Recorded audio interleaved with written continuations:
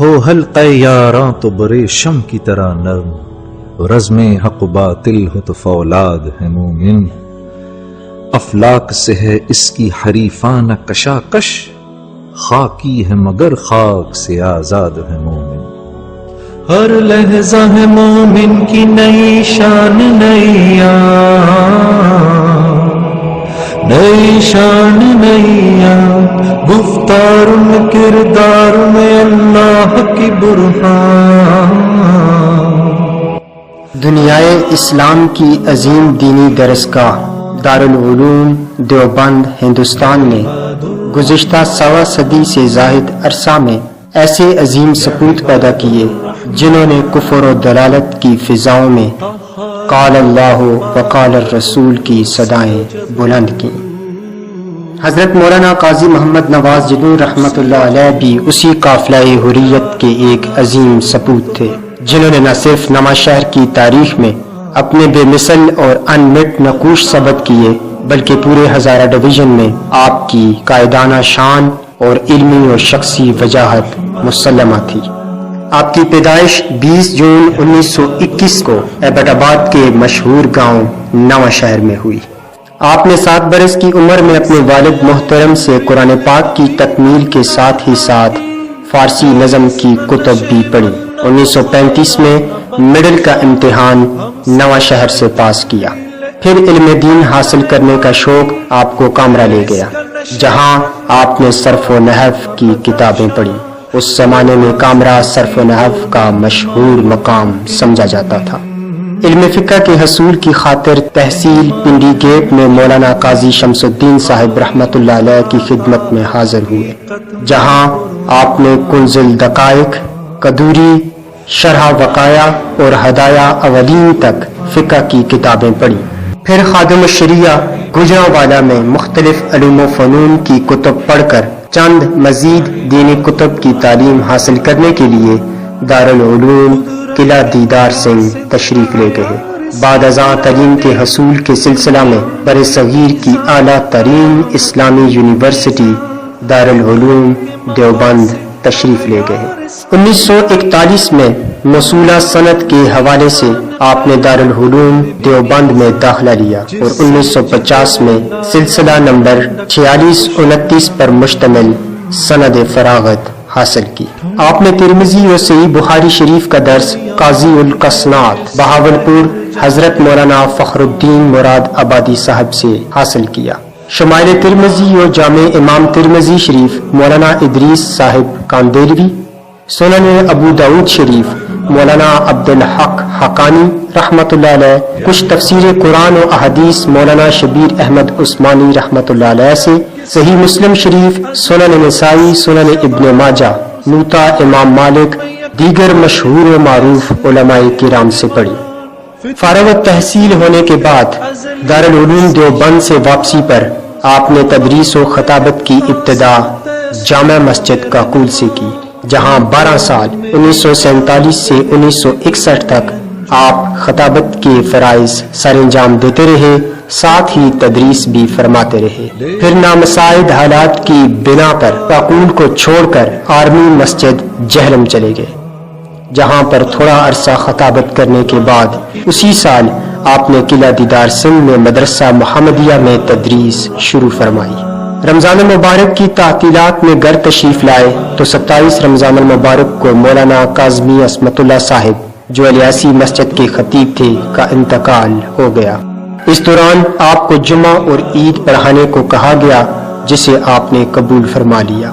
پھر آپ کو مستقل طور پر جامع مسجد الیاسی کا خطیب مقرر کر دیا گیا۔ 1968 میں محترم قاضی پیر محمد صاحب رحمۃ اللہ علیہ مرحوم نے آپ کی سرپرستی میں دارالعلوم عربیہ رحیمیہ ہزارہ کی بنیاد رکھی۔ اس مدرسہ کی بنیاد آپ نے جناب شاہ عبد الرحیم رحمۃ اللہ علیہ کے نام پر رکھی تھی۔ اس مدرسہ کا محتمم جناب قاضی پیر محمد صاحب مرحوم کو بنایا گیا، جبکہ صدر المدرس کی مسند آپ کے حوالے کی گئی۔ درس نظامی اور شعبہ حفظ کے ساتھ ساتھ کچھ عرصہ دورہ حدیث کا بھی آغاز فرما دیا گیا، چنانچہ نہ صرف کشمیر سے کراچی تک بلکہ افغانستان سے بھی کچھ طلباء کی آمد شروع ہو گئی۔ آپ کی صحت کے زمانے تک یہ سلسلہ جاری رہا۔ جامع مسجد ریاسی پورے علاقے کی واحد مسجد تھی جہاں مسائل کے استفسار کے لیے علاقہ بھر سے لوگ آپ کی طرف رجوع کرتے تھے۔ علمی رسوخ اور حافظے کی پختگی کا یہ عالم تھا کہ مسئلہ بتانے کے لیے آپ کو عموماً فتاوی جات کی طرف رجوع نہیں کرنا پڑتا تھا۔ پھر بدیہی مسئلہ بتا دیتے، مشکل سے مشکل مسئلہ آپ کے سامنے آتا تو ایسے حل کر دیتے کہ گویا یہ مشکل تھا ہی نہیں۔ خصوصاً معاشرتی مسائل کو سلجھانے میں آپ کو کمال حاصل تھا۔ عموماً گھریلو اور خاندانی جھگڑوں میں آپ ہی کو فیصلے کے لیے بلایا جاتا۔ آپ ایسا عمدہ فیصلہ فرمایا کرتے کہ دونوں فریقین متفق و مطمئن ہو جاتے اور جھگڑا ختم ہو جاتا۔ فصاحت و بلاغت کا وافر حصہ اللہ نے آپ کو عطا فرمایا ہوا تھا۔ بات عام فہم ہوتی، ہر آدمی بآسانی سمجھ سکتا تھا۔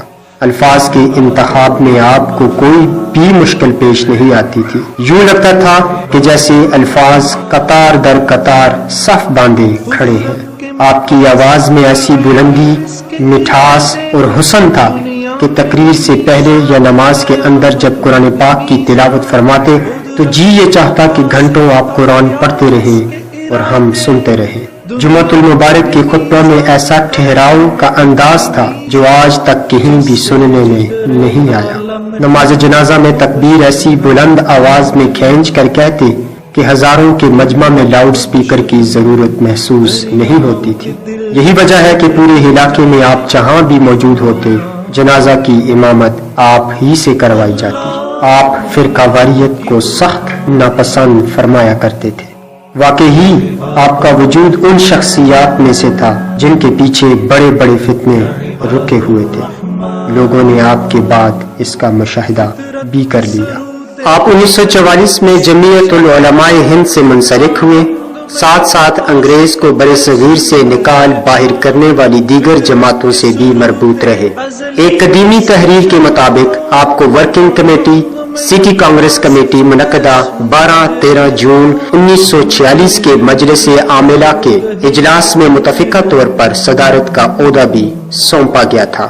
جب پاکستان معرض وجود میں آیا تو تادم آخر یکسوئی اور استقامت کے ساتھ جمعیت العلماء اسلام سے منسلک رہتے ہوئے خدمات سر انجام دیتے رہے۔ 1970 کے انتخابات کے دوران جب جمعیت العلماء اسلام کی طرف سے آپ کو قومی اسمبلی کا ٹکٹ ملا تو بے سر و سامانی کے باوجود سوشلزم اور کمیونزم کے عروج کے وقت قومی و علاقائی عصبیت اور لسانیت کے بتوں کے خلاف علم بغاوت بلند کرتے رہے۔ الیکشن لڑا اور اسلامی انقلاب کے نام پر اس دور میں 10,000 کے قریب ووٹ حاصل کیے۔ گو کہ آپ الیکشن میں کامرانی تو حاصل نہ کر سکے، لیکن آپ نے اللہ کے پیغام کو کریا کریا بستی بستی پہنچا کر اپنی ذمہ داری کو بطریق احسن ادا کیا۔ 1983 میں آپ کو حکومت سرحد کی طرف سے حج بیت اللہ شریف کی سعادت بھی حاصل ہوئی۔ آپ تقریباً 5 سال تک تحصیل ایبٹ آباد کی عشر و زکوٰۃ کمیٹی کے بلا مقابلہ چیئرمین بھی بنائے جاتے رہے۔ 22 جون 1997 کو بعد از نماز عصر دارالعلوم عربیہ رحیمیہ ہزارہ جامع مسجد ریاسی میں ایک شرعی مسئلہ کی توضیح فرما رہے تھے کہ آپ پر اچانک فالج کا حملہ ہوا۔ بہت علاج معالجہ کے باوجود صحت یاب نہ ہو سکے۔ تقریباً 2.5 سال صاحب فراش رہ کر 22 دسمبر 2000 عیسوی بمطابق 25 رمضان المبارک 1421 ہجری بروز جمعۃ الوداع بعد از نماز مغرب انتقال فرما گئے۔ آپ کی نماز جنازہ قائم مقام خطیب جامع مسجد الیاسی پروفیسر زاہد الحسینی صاحب نے پڑھائی۔ عمومی تاثر یہ تھا کہ جنازہ نوشہر کی تاریخ کا سب سے بڑا جنازہ ہے۔ مجمع اتنا زیادہ تھا کہ لاؤڈ سپیکر کا انتظام کرنا پڑا۔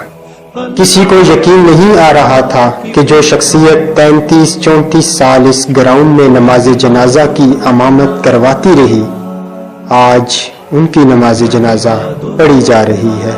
مقامی علماء کرام کے علاوہ ملک بھر سے سیاسی، سماجی اور علمی شخصیات نے آپ کو خراج عقیدت پیش کیا اور آپ کی وفات کو ناقابل تلافی نقصان قرار دیا۔